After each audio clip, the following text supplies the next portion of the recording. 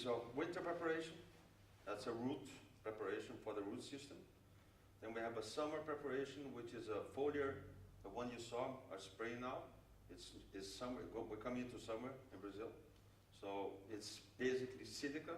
It's a light amplifier to boost photosynthesis, flowering, fruit production, leaf production. So that's what we're trying to do there. And then we have other ones that we can use if we have problems. So there's for insects, there's some other ones that are against, for example, too much iron in the soil, or to correct some kind of disease problem that we have in the plants. So these are used along with the compost. So we mix them in the compost, and we put them when we feed the coffee.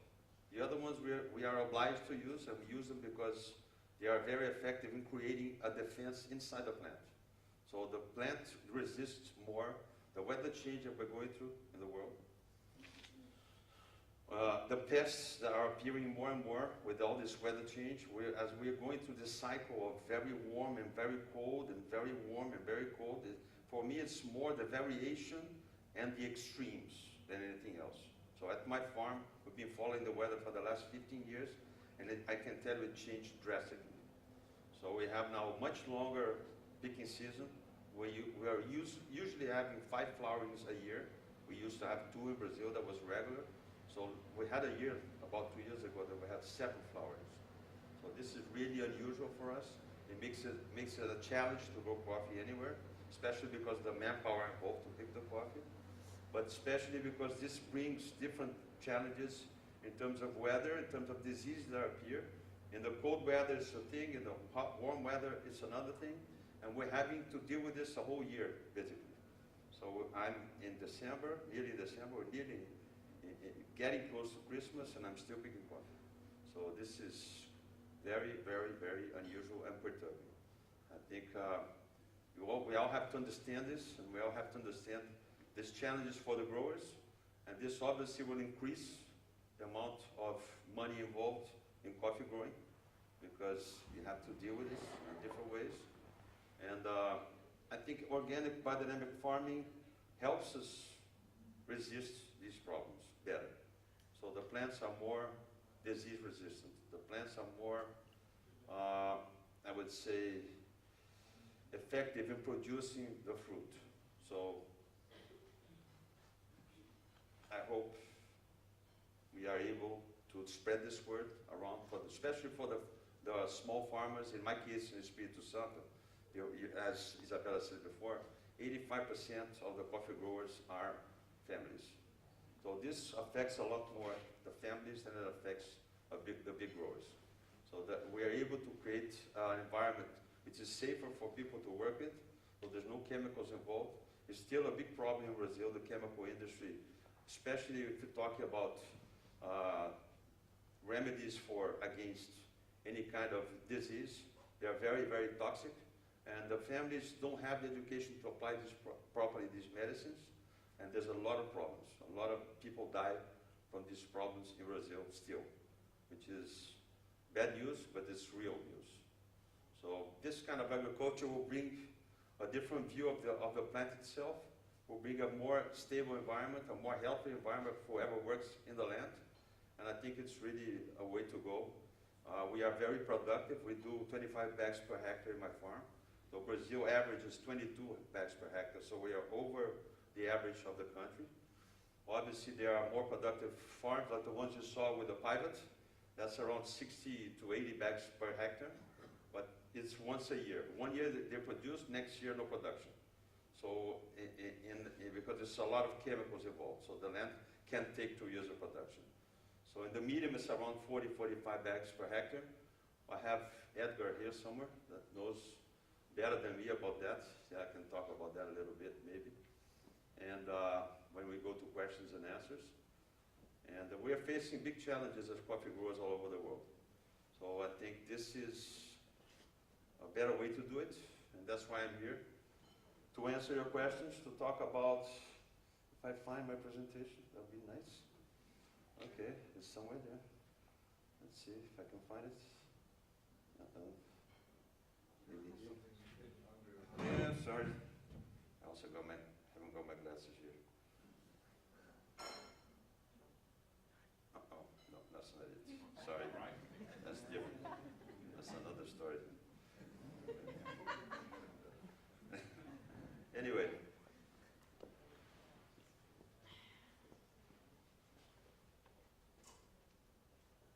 That's it. What I had to say. I have some materials here for you. I'm more than happy to answer your questions. Tim, if you want to begin your questionnaire, I think that would be useful. All right. Yeah, you could drive this, All right. and I'll just follow your lead. Both getting old with the glasses. Yeah. All right. So I prepared a couple of questions for you prior to the event. Stuff that I was visiting your farm a month ago or Yep. 3 weeks ago, and there's a lot of questions afterwards that I regret asking when I didn't ask when I was there. Mm-hmm. But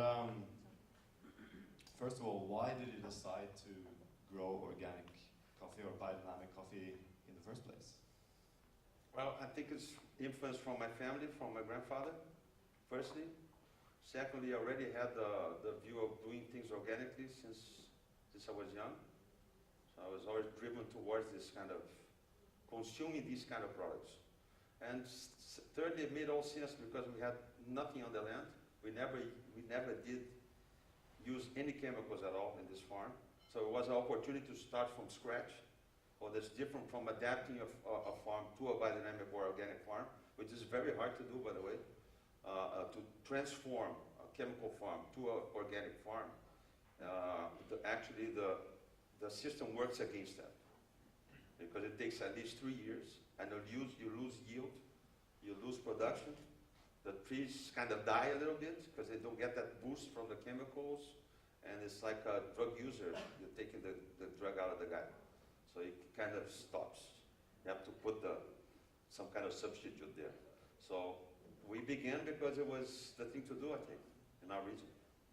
Is it more expensive than growing conventional with petrol or mineral fertilizer, or does the yields defend it, or how is it economically? Well, that's a good question. It used to be more expensive when petroleum was around $40 a barrel. Now at 120, 110, I can tell you that organic composting in Brazil is roughly 10 to 20% more expensive than normal composting, normal fertilization. In the long term, I think it's maybe a little bit more expensive, but if you look at money only, then you're not seeing the whole picture, because then you have other benefits that are more related to the way you treat the land, to the way you treat the people that are living there. So they have less disease, they have less health problems. If you look in the long term, I think it's a good solution. Yeah, I don't think it's more expensive. I don't look at this only as money. You know, it's a lifestyle. It's a life choice. But you obviously have other stuff going on. Yeah. For a small family or family farm in your area, would it be possible for them to do the same system? We've been actually working with a lot of people, including Isabella's friend, trying to influence him to at least stop using the defensives. And I think fertilizer is a problem still, because organic fertilizer is a lot of work. Making compost is a nasty job. Now we have a factory in my region that's giving me a bag. I'm supporting these people. So we just opened last year. A guy is making organic compost and giving it to me ready to go. So the composting is a very tough job. You have to get everything together, you have to ferment the compost. So for the small guys, the bag might be the solution. But this costs a little bit more, and then it's a matter of convincing people that they can do it. And then begin from scratch. So don't try to do it on where you have the chemicals going on, because then you get the frustration from the process. So you have to begin a new area of your farm, like you're going to plant more coffee, do the organics, because there's demand for this coffee. Anywhere in the world, you guys all know that demand for organic coffee is growing every year. So I guess, yes, we can do that. We can help these people. And we're trying to do our best to do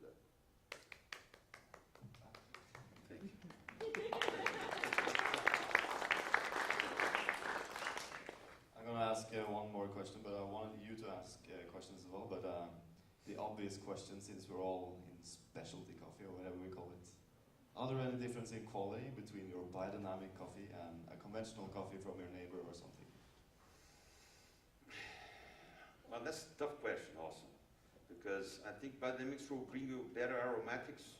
Biodynamics definitely will give you a longer lasting green bean. That I know from my own experience, that my coffee will last longer in the green stage, in good quality. And that too pertains to the amount of richness in the soil that we have. You went to my farm, you see the soil is very alive. And the seed is very alive also, so it will germinate longer. And that means the coffee will last longer with quality. And quality is, I think it's much more related to what we saw, what you discussed here already, about the care that you take after you pick that fruit. So it's very hard to do specialty coffee, you guys. Very, very hard. It's not an easy job. So there's 27 steps that you can fool around from the seedling to the bag I send you. And if I fool around with any of those steps, and that includes shipping, that includes storing, that includes sorting, that includes everything that you saw here. I tried to show a little bit of detail of how picky we are with everything, without small detail, and we still get problems. So I think quality is more related to that in terms of what you were looking for, of taste itself. It's much more related to the care we have after we pick, post-harvest. So obviously the plants being what they are, adapted to the local. We have 7 different varietals living there. We have different things going on, so we like to experiment. We were going to try a Laurina here that we just planted Laurina last year. Can you explain what Laurina is? Laurina is a natural decaf coffee. It has only 0.6% caffeine naturally, and it comes from the Ile de la Réunion in the coast of Africa. It's a small little Bourbon, oblong-shaped, very low production tree, about 9 bags per hectare on a good year. So people don't like this coffee because it doesn't produce, but it tastes really good, and it has very little caffeine. So it's a good solution for those people that come to your coffee place and say, "You have decaf?" Okay, and being organic, I hate when they decaf my coffee. So I had this experience, and that's the reason I planted this coffee. You mentioned, I'm going to do one more. It's my microphone now. Go. You mentioned problems. Have you seen more or less problems with rust and broca? Like if you compare it to a conventional farm that sprays with chemicals, do you have more or less problems with those kind of things? I have no problems at all. You saw that. Well, you know, trees, as we treat these trees as individuals, obviously they are the weaker ones, and then we treat them accordingly. But we have some problems, but it's very, very low compared to a normal chemical farm. What I see from using chemicals is that you have to use them more and more and more, and it gets to the point where, you know, I ask myself, what are we doing? So the less you use them, the better. And the idea of biodynamics is creating a tree that has her own defenses, that can fight these diseases, can resist these diseases better. So it doesn't mean if we have an extreme situation, we won't have any disease. Of course we will. We'll try to combat through, again, strengthening the plant, not combating the disease itself.